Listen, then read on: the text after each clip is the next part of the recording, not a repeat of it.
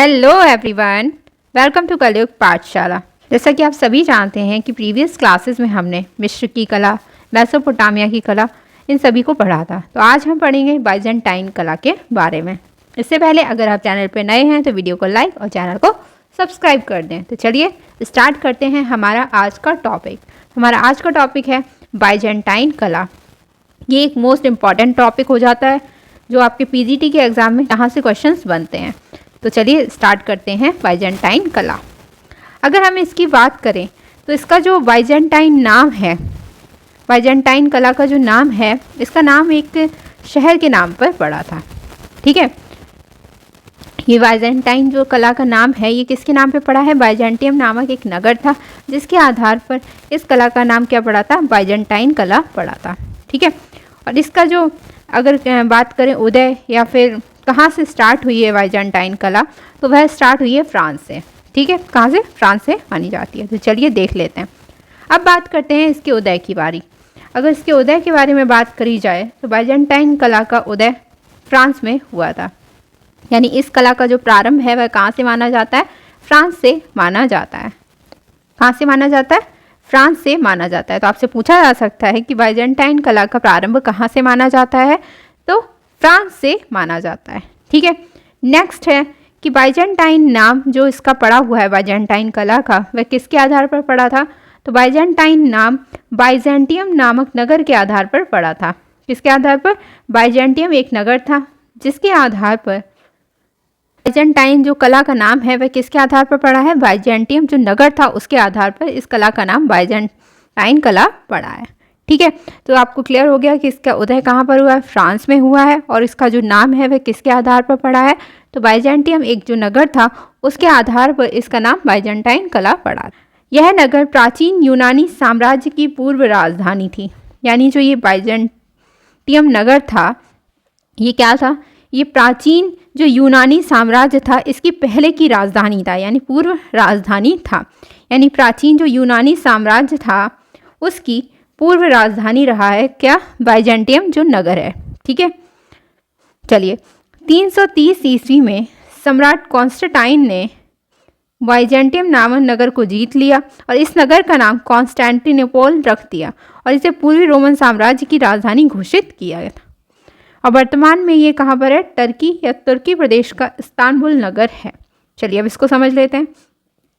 तो जो सम्राट कॉन्स्टेंटाइन थे इन्होंने क्या किया था? जो बाइजेंटियम नगर था, ठीक है, बाइजेंटियम जो नगर था इसको किसने जीता था?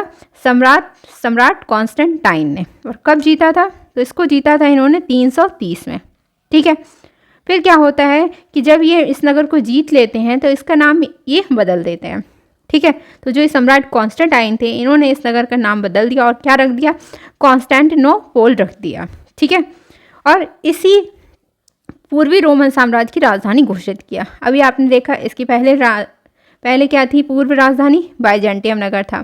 ठीक है, अब क्या हो गया? कॉन्स्टेंटिनोपल हो गया है। ठीक है, बाद में वर्तमान में जो अब अगर बात करी जाए तो ये बाइजेंटियम जो नगर है जिसका नाम बदला गया था, कॉन्स्टेंटिनोपल रखा गया था, ये वर्तमान में है कहाँ पर? तो वर्तमान में जो यह है टर्की या फिर कह सकते हैं तुर्की प्रदेश का जो इस्तांबुल नगर है। ठीक है, इस्तांबुल जो शहर है वह वर्तमान में ये जो आपका बाइजेंटियम नगर था वह है। ठीक है, चलिए आई होप आपको ये पॉइंट क्लियर होंगे। ठीक है, तो आपसे पूछा जाएगा कि बाइजेंटाइन जो कला है इसका प्रारंभ कहाँ से हुआ है? तो इसका प्रारंभ हुआ है फ्रांस से। ठीक है, और इसका नाम जो है वह बाइजेंटियम नामक नगर के आधार पर रखा गया। ठीक है, और बाइजेंटियम जो नगर है ये प्राचीन यूनानी साम्राज्य की पहली राजधानी थी। ठीक है, और फिर जब 330 में सम्राट जो कॉन्स्टेंटाइन है, तो सम्राट कॉन्स्टेंटाइन जो है इन्होंने क्या किया था? बाइजेंटियम जो नगर था, ठीक है, जिसके आधार पर बाइजेंटियम कला का नाम पड़ा है, उसे इन्होंने जीत लिया था। कब जीत लिया था? तो 330 ईस्वी में जीत लिया था। ठीक है, फिर इसका नाम क्या रख दिया गया? तो बाइजेंटियम नगर जो था इसका नाम क्या रख दिया गया? कॉन्स्टेंटिनोपल रख दिया गया। ठीक है, और इसी को पूर्वी रोमन साम्राज्य की क्या बना दी गई? राजधानी घोषित कर दिया गया। ठीक है, और वर्तमान में ये है कहाँ पर? तो वर्तमान में यह टर्की या फिर तुर्की प्रदेश का इस्तांबुल नगर है। ठीक है, चलिए आगे बढ़ते हैं। सम्राट कॉन्स्टेंटाइन द्वारा ईसाई धर्म को राजकीय धर्म घोषित करने के पश्चात बाइजेंटियम ईसाई धर्म व कला का प्रमुख केंद्र बन गया। क्योंकि इस कला का प्रमुख केंद्र बाइजेंटियम था, इसलिए इसे बाइजेंटाइन कला के नाम से जाना गया। तो जो सम्राट कॉन्स्टेंटाइन थे, यानी जिन्होंने ये जो कॉन्स्टेंटिनोपोल नाम रखा था और बाइजेंटियम नगर को जीत लिया था, इन्होंने क्या किया, जो ईसाई धर्म था, ठीक है, ईसाई धर्म जो था उसको क्या किया, इन्होंने राजकीय धर्म घोषित कर दिया था। ठीक है, और जब राजकीय धर्म घोषित कर दिया तो जो बाइजेंटियम ईसाई धर्म, जो बाइजेंटियम जो है, यानी जो बाइजेंटियम नगर है, वह क्या हुआ, ईसाई धर्म और कला का प्रमुख केंद्र बन गया। ठीक है, ईसाई धर्म व कला का प्रमुख केंद्र बन गया, क्योंकि इस कला का प्रमुख केंद्र क्या है, बाइजेंटियम था। ठीक है, इसलिए इसे बाइजेंटाइन कला के नाम से जाना गया। क्लियर। तो जो सम्राट कॉन्स्टेंटाइन थे, इन्होंने ईसाई धर्म जो था उसको राजकीय धर्म घोषित कर दिया। तो राजा ये कहाँ के थे, बाइजेंटियम के थे। ठीक है, तो इन्होंने, तो देखा जाए क्या होगा, ईसाई धर्म का जो कला, ईसाई धर्म कला का प्रमुख केंद्र ये बन गया था। ठीक है, और फिर क्या होता है, इसका प्रमुख केंद्र क्या हो गया, बाइजेंटियम नगर हो गया। तो इस तरह से इस कला, इस नाम के, शहर के नाम के आधार पर ही इस कला का नाम क्या पड़ जाता है, बाइजेंटाइन कला पड़ जाता है। ठीक है, चलिए, सम्राट कॉन्स्टेंटाइन के शासनकाल में कॉन्स्टेंटिनोपोल राजधानी बनाने के साथ बाइजेंटाइन कला का उद्भव हुआ था। ठीक है, तो सम्राट कॉन्स्टेंटाइन का जब शासनकाल प्रारंभ होता है तो ये क्या करते हैं, आपने देखा था, कॉन्स्टेंटिनोपोल को राजधानी बनाया था। और जब ये राजधानी बन जाती है तो इससे क्या होता है, बाइजेंटाइन कला का उद्भव होता है, यानी तभी से बाइजेंटाइन कला की स्टार्टिंग होती है। ठीक है, चलिए आगे बढ़ते हैं। नेक्स्ट है, ईसाई धर्म यूरोप नहीं बल्कि पश्चिम एशिया के जेरूसलम में जन्मा था। ठीक है, तो ईसाई धर्म जो है, अगर इसकी स्टार्टिंग अगर आपसे पूछी जाएगी तो ये यूरोप में नहीं बल्कि पश्चिम एशिया के जेरूसलम में जन्मा था। इसलिए बाइजेंटाइन कला को ईसाई धर्म से संबंधित पूर्वी शैली कहा गया है। तो बाइजेंटाइन कला क्या है, ईसाई धर्म से संबंधित पूर्वी शैली कहा गया है। ठीक है, तो जो ईसाई धर्म है वह यूरोप में नहीं बल्कि कहाँ पर जन्मा है, पश्चिम एशिया। ठीक है, पश्चिम एशिया के कहाँ पर, जेरूसलेम में जन्मा था। इसलिए जो बाइजेंटाइन कला है उसको ईसाई धर्म से संबंधित क्या कहा गया है, पूर्वी शैली कहा गया है। ठीक है, चलिए नेक्स्ट है, बाइजेंटाइन कला का अस्तित्व ईसाई धर्म या चर्च से संबंधित था। इस प्रकार यह धर्म प्रधान कला है। ठीक है, कैसी है, धर्म प्रधान कला है, जो गिरजाघरों के आश्रय में पली और बढ़ी। इस कला में चित्रकार की कोई व्यक्तिगत भावना नहीं थी। ठीक है, यह कला विशेष रूप में यूरोप में प्रचलित हुई, फिर भी इस कला का प्रभाव जो है वह सीरिया, फारस, एशिया माइनर आदि स्थानों पर भी था। अब इसको समझ लेंगे, यहाँ से क्वेश्चन पूछा जाता है। ठीक है, तो आपको याद रखना है कि जो बाइजेंटाइन कला थी, ठीक है, ये संबंधित किससे थी। ठीक है, तो अगर धर्म की बात करी जाए तो ये ईसाई धर्म से संबंधित थी। किससे, ईसाई धर्म से संबंधित थी। तो आपसे पूछा जा सकता है कि बाइजेंटाइन कला किस धर्म से संबंधित थी। ठीक है, तो आपको याद रखना है ईसाई धर्म से संबंधित थी। ठीक है, साथ ही साथ ये किससे, चर्च से संबंधित थी। तो ईसाई धर्म है तो ये लोग कहाँ पर पूजा करते होंगे, या इनका जो भी प्रार्थना स्थल है वह क्या होगा, चर्च होगा। ठीक है, तो इस बाइजेंटाइन कला का जो अस्तित्व है वह ईसाई धर्म या चर्च से संबंधित था। ठीक है, अब जब ईसाई धर्म और चर्च से संबंधित हो गया तो यह कला कैसी हो गई, धर्म प्रधान कला हो गई। कैसी हो गई, धर्म प्रधान कला हो गई, यानी धर्मों पर आधारित ये कला हो गई। ठीक है, और फिर जब ये ईसाई धर्म और चर्च से संबंधित है और धर्म प्रधान कला है तो ये कहाँ पर पलेगी बढ़ेगी, तो गिरजाघर जो थे, यानी तो उन्हीं के आश्रय में ये पली और बढ़ी। ठीक है, फिर अगर बात करी जाए तो बाइजेंटाइन कला में इसके जो चित्रकार हैं उनकी कोई अपनी भावना नहीं थी। ठीक है, क्योंकि ये धर्म प्रधान कला थी तो ये किसके आधार पर बनती थी, जो धार्मिक ग्रंथ होते थे उसके आधार पर बनाई जाती थी। ठीक है, तो इससे इसकी कोई चित्रकार जो थे उनकी कोई व्यक्तिगत भावना नहीं थी, मतलब अपने अनुसार कोई भी चित्र नहीं बना सकते थे। ठीक है, ये जो कला है विशेष रूप से कहाँ पर प्रचलित हुई, तो यह जो कला है वह यूरोप में प्रचलित हुई थी। ठीक है, मगर अगर बात करी जाए इसके प्रभाव की तो बाइजेंटाइन कला का जो प्रभाव है वह सीरिया, फारस और एशिया माइनर आदि स्थानों पर भी मिला है। ठीक है, तो आई होप आपको ये पॉइंट अच्छे से क्लियर होगा। चलिए अगला पॉइंट है और जो इम्पोर्टेंट है, ठीक है, बाइजेंटाइन कला की प्रमुख विशेषता अगर आपसे पूछी जाएगी तो वह क्या है? मणिकुट्टम पद्धति है। ठीक है, बाइजेंटाइन कला की प्रमुख विशेषता क्या है? मणिकुट्टम पद्धति। अब देखेंगे कि मणिकुट्टम पद्धति है क्या। ठीक है, चलिए, तो मणिकुट्टम जो चित्रण शैली है, ठीक है, या पद्धति है, ये क्या है? ये गिरजाघरों की भित्ति सज्जा के लिए किया जाता था। तो मणिकुट्टम जो चित्रण शैली है, इसका प्रयोग किस लिए किया जाता था? यानी गिरजाघरों की भित्ति सज्जा के लिए, यानी जो मंदिर वगैरह या जो फिर चर्च वगैरह होती थी उनकी भित्ति सज्जा के लिए किया जाता था, यानी दीवारों को सजाने के लिए किया जाता था। क्लियर? फिर मणिकुट्टम चित्रों की परंपरा यूनानी एवं रोमन कला के अंतर्गत प्रचलित थी। अब इसकी जो चित्रण की परंपरा थी वह किनके अंतर्गत प्रचलित थी? यूनानी और रोमन कला के अंतर्गत प्रचलित थी। ठीक है, लेकिन इसका उत्कृष्ट और जो परिष्कृत रूप है बाइजेंटाइन कला के अंतर्गत देखने को मिलता है। ठीक है, मगर जो ये मणिकुट्टम जो पद्धति थी, ठीक है, इसका जो एक अच्छा रूप या परिष्कृत रूप हमें देखने को मिलता है वह कब मिलता है? जब बाइजेंटाइन कला के अंतर्गत ये सब चीज़ें हमें देखने को मिलती हैं। यानी जब बाइजेंटाइन कला आई है तभी मणिकुट्टम जो पद्धति है वह अपने उत्कृष्टता प्राप्त करी। ठीक है, इस चित्र शैली के अंतर्गत क्या हुआ? छोटे छोटे रंगीन कांच के टुकड़ों और संगमरमर के टुकड़ों को चिपका कर चित्रण किया जाता था। तो मणिकुट्टम पद्धति अगर आपसे पूछी जाए तो ये किससे संबंधित है? कि ये छोटे छोटे जो रंगीन कांच के टुकड़े होते हैं, ठीक है, छोटे छोटे रंगीन कांच के टुकड़े या फिर संगमरमर के जो टुकड़े होते हैं उनको दीवारों पर चिपकाकर इस ऐसा चित्रण किया जाता है। ठीक है, क्योंकि ये किससे संबंधित है? आपने देखा, ये गिरजाघरों की भित्ति सज्जा के लिए इसका प्रयोग करते थे। ठीक है, तो छोटे छोटे रंगीन कांच के टुकड़ों और संगमरमर के टुकड़ों को चिपकाकर यह चित्रण किया जाता था। ठीक है, आई होप आपको ये पॉइंट क्लियर होगा। चलिए नेक्स्ट पॉइंट देखेंगे। सम्राट कॉन्स्टेंटाइन के शासनकाल में कॉन्स्टेंटिनोपल के राजधानी बनने के साथ ही बाइजेंटाइन कला का उद्भव हुआ। ये पॉइंट हम लोग देख चुके हैं, क्योंकि इसमें कहा है इन्होंने कि जब सम्राट जो थे कॉन्स्टेंटाइन, इनका जब शासनकाल आता है तभी क्या होता है कि कॉन्स्टेंटिनोपल राजधानी बनती है। यानी कॉन्स्टेंटिनोपल वही शहर है जिसका नाम बदल दिया गया था। ठीक है, जिसका पहले नाम क्या था? बाइजेंटियम था। ठीक है, तो यहीं से जब ये इनका शासनकाल होता है तभी से बाइजेंटाइन कला का उद्भव होता है। ठीक है, ये कला सम्राट जस्टिनियन फर्स्ट के शासनकाल में अपने चरमोत्कर्ष पे थी। जब सम्राट जस्टिनियन फर्स्ट थे, यानी जस्टिनियन प्रथम थे, इनका जब शासनकाल था तब ये बाइजेंटाइन कला अपने चरमोत्कर्ष पर पहुंची थी।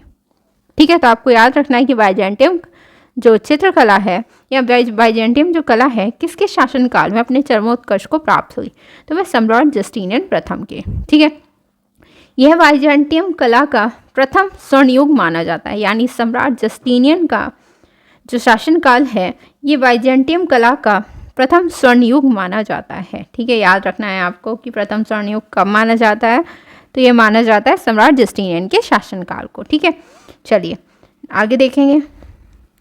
मणिकुट्टम चित्रों में ऊंची लागत के कारण ये धनी वर्ग द्वारा संरक्षित भवनों तक सीमित रही। मणिकुट्टम पद्धति में जो था इसमें ऊंची लागत यानी ज़्यादा पैसा इसमें लगता था। ठीक है, इसमें बनाने में बहुत लागत आती थी, जिसके कारण जो धनी वर्ग था ये उसी के द्वारा ही संरक्षित भवनों तक ही सीमित रही। मणिकुट्टम चित्रों के सस्ते विकल्प के रूप में भित्ति चित्रों का प्रयोग किया गया था। सम्राट जस्टिनियन के शासनकाल में अनेक गिरजाघरों का निर्माण किया गया। ठीक है, तो सम्राट जो जस्टिनियन थे, आपने देखा सम्राट जस्टिनियन कौन है? ये वही सम्राट हैं जिनके टाइम पर जो बाइजेंटाइन कला थी वह अपने चरमोत्कर्ष को प्राप्त हुई थी।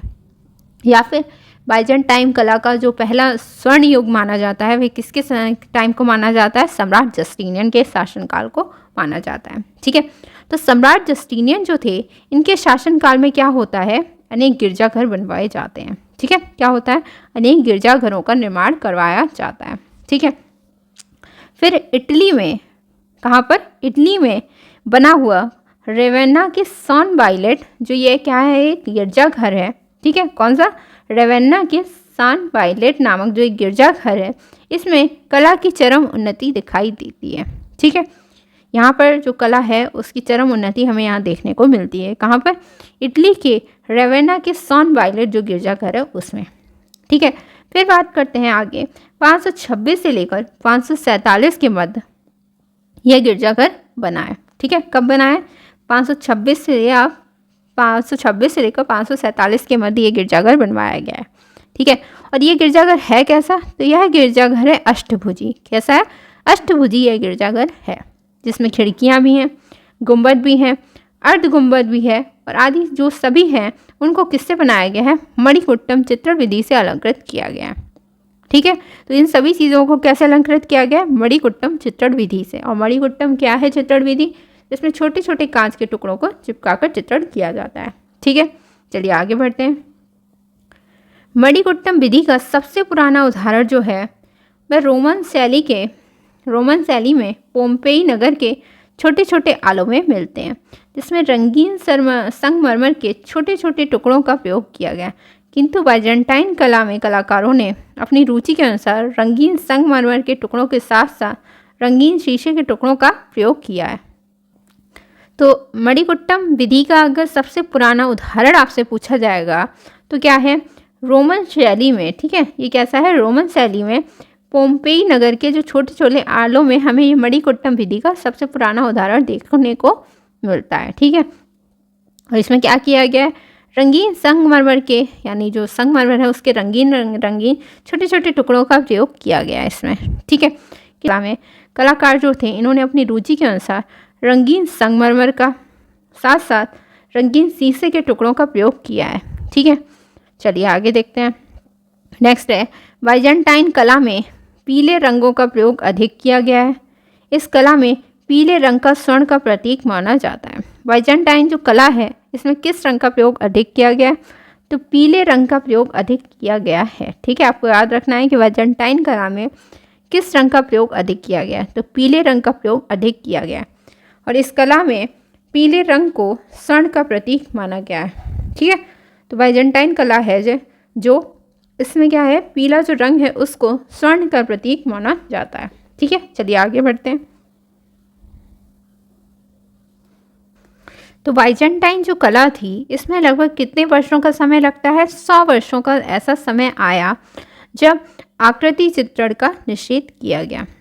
इस संकटपूर्ण युग का प्रारंभ जो है इस सम्राट लियो तृतीय के, यानी इनका जो टाइम पीरियड था वह 717 से लेकर 741 ईस्वी के समय माना जाता है, जब 726 में इसने क्या किया था? बाइजेंटियम के राजमहल के मुख्य द्वार पर लगी ईसा मसीह की प्रतिमा को हटाकर उसके स्थान पर क्रॉस स्थापित करवाया था। चलिए अब इसको समझ लेते हैं। तो बाइजेंटाइन जो कला है इसमें एक समय ऐसा भी आया जब आकृति जो चित्रण था उसको निषेध कर दिया गया, यानी रोक दिया गया या मना हो गया। ठीक है, तो बाइजेंटाइन कला में लगभग ऐसा समय जो था वह 100 वर्षों का था। ठीक है, जब आकृति चित्रण पर रोक लगा दी गई थी। तो इस संकटपूर्ण जो युग का प्रारंभ है कब से होता है? जब सम्राट लियो तृतीय होते हैं। ठीक है, उनके शासनकाल से इस संकटपूर्ण युग का प्रारंभ माना जाता है। और ऐसा कब, मतलब इनका ऐसा क्या हो गया कि ऐसा हुआ? ठीक है, तो जब 726 ईस्वी में ये क्या होता है कि बाइजेंटियम जो था, बाइजेंटियम नगर था बाइजेंटियम, उसके राजमहल के जो मुख्य द्वार था, राजमहल का जो मुख्य द्वार था उस पर क्या था? ईसा मसीह की प्रतिमा लगी हुई थी। ठीक है, और जिसको क्या किया था? इसको हटा दिया गया था और उसके स्थान पर क्या करा दिया गया था? क्रॉस स्थापित करवा दिया गया था। ठीक है, फिर आगे चलकर क्या होता है? थियोफिलस की पत्नी थियोडोरा ने अपने पुत्र व राज्य के उत्तराधिकारी माइकल तृतीय के संरक्षिका के रूप में मुख्य द्वार पर ईसा की प्रतिमा पुनः स्थापित करवाई। और माइकल तृतीय का जो समय था 842 से लेकर 867 ईस्वी माना जाता है। फिर क्या होता है? जब ये एक टाइम था जब सम्राट लियो के टाइम पर चित्रण निषेध कर दिया गया था, और वो क्यों? जब ईसा मसीह की प्रतिमा को हटा दिया गया था, क्रॉस स्थापित कराया गया। फिर मगर जब थियोफिलस की जो पत्नी थी थियोडोरा, उन्होंने क्या किया? उन्होंने अपने पुत्र और जो राज्य के उत्तराधिकारी, यानी उनका जो पुत्र होगा वही तो राज्य का उत्तराधिकारी होगा, तो राज्य के जो उत्तराधिकारी था इनका पुत्र माइकल तृतीय। ठीक है, इसकी संरक्षिका के रूप में इन्होंने मुख्य द्वार पर फिर से क्या किया, ईसा की प्रतिमा स्थापित करवा दी थी।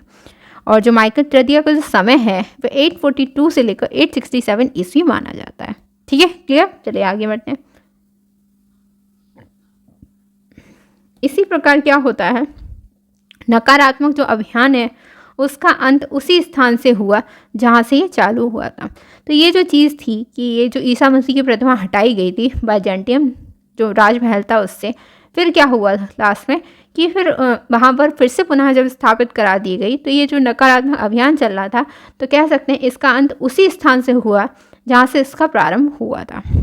ठीक है, चलिए। बाइजेंटाइन कला की दूसरी बड़ी इमारत हेगिया सोफिया गिरजाघर है और इस चर्च का जो निर्माण है 537 ईस्वी में इस्तांबुल में किया गया।